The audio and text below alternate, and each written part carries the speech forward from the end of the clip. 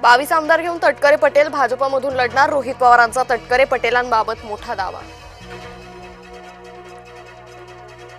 तर आमच्या पक्षाबाबत कुणीही भाष्य करू नये, अनिल पाटलांनी रोहित पवारांना सुनावलं।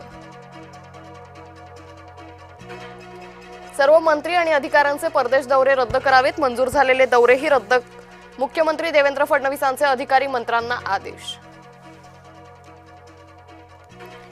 पंतप्रधान मोदींचा मोठा निर्णय, ताफ्यातील वाहनांची संख्या निम्म्यानं कमी करण्याचे एसबीजीला निर्देश।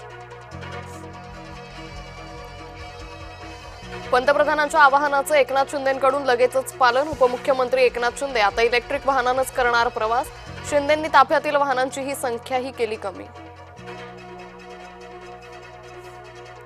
सोलापूर जिल्हा परिषदेचा स्तुत्य उपक्रम, दर सोमवारी नो व्हेइकल डे पाळणार। विधान परिषदेच्या 10 सदस्यांचा उद्या शपथविधी, सभापती राम शिंदे सदस्यांना देणार सदस्यत्वाची शपथ, पोटनिवडणुकीत विजयी झालेल्या सदस्यांचा शपथविधी सोहळा। एटीएसटी नालासोपारा मीरा रोड नागपूर पुण्यात कारवाई, मुंबई अकोला नांदेड नाशिक आणि जळगाव इथेही छापेमारी सुरू, पाकिस्तानी गँगस्टर शहजाद भट्टी गँगला फॉलो करणारे रडारवर। निदा खानला आश्रय देणं, एमआयएम नगरसेवकाला भोवलं, नगरसेवक मतीन पटेलच्या घरावर आणि कार्यालयावर कारवाई, महापालिकेनं घर आणि कार्यालय केलं जमीनदोस्त। निदा खान सारख्या आरोपीला अशा पद्धतीने आश्रय देणं खेदजनक, मतीन पटेलच्या कार्यालय घरावरील कारवाईवर बावनकुळेंचं वक्तव्य। महाराष्ट्रात जिहाद केल्यास देवाभाऊंचा बुलडोझर चालणारच, नितेश राणेंची मतीन पटेलच्या घरावरील कारवाईवर प्रतिक्रिया। संभाजीनगरमध्ये एमआयएमला आणखी एक झटका, नगरसेवक मिराज खान विरोधात गुन्हा दाखल, बनावट बर्थ सर्टिफिकेट, तिसऱ्या अपत्याची माहिती लपवल्याचा आरोप।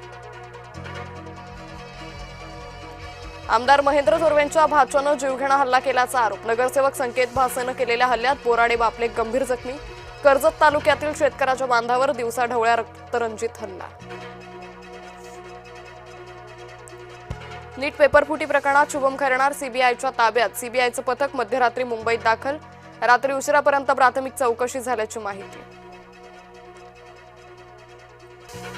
नीट पेपरफुटी प्रकरणाचं नाशिकप्रमाणे पुणे कनेक्शनही उघड, नाशिकच्या शुभम खैरनार सोबत पुण्यातील धनंजय नावाच्या व्यक्तीचाही सहभाग, शुभम खैरनार आणि धनंजयनं नीटचा पेपर लीक केल्याचा संशय।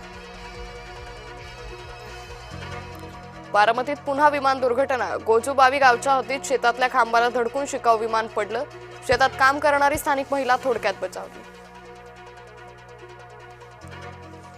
तेल कंपन्यांना रोज 1000 कोटी रुपयांचं नुकसान, तेल कंपन्यांना फार काळ नुकसान झेपणार नाही, पेट्रोलियम मंत्री हरदीप सिंह पुरींकडून इंधन दरवाढीचे संकेत। सीबीआय संचालक निवडीवर राहुल गांधींचा तीव्र आक्षेप, संचालकांचं नाव बैठकीपूर्वी निश्चित केलं गेलं म्हणत, पक्षपाती निवड प्रक्रियेचा मला भाग व्हायचं नाही अशी उद्विग्न प्रतिक्रिया। अखिलेश यादव यांचा लहान भाऊ प्रतीक यादव यांचं निधन, प्रतीक यादव हे सपाचे संस्थापक मुलायम सिंग यांचे पुत्र, मृत्यूचं कारण अद्याप अस्पष्ट। सोनं चांदीवरील आयात शुल्क 6% 15%, आयात शुल्क वाढतात, सोन्याच्या दरात एका दिवसात 11,000ची वाढ, तर चांदीच्या दरात 3,000 रुपयांची वाढ।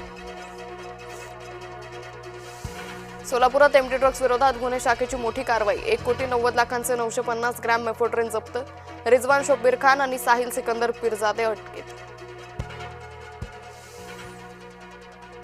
राज्यात पुढचे 3 दिवस उष्णतेच्या लाटेचा इशारा, मध्य महाराष्ट्र आणि मराठवाड्याला उष्णतेच्या लाटेचा अंदाज, पुरंदर आणि मोहोळमध्ये उष्माघातानं दोघांचा मृत्यू।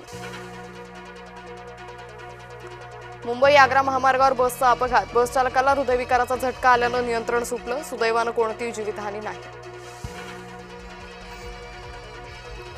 आज बंगळुरू समोर कोलकाताचं आव्हान, रायपूरमध्ये रंगणार सामना।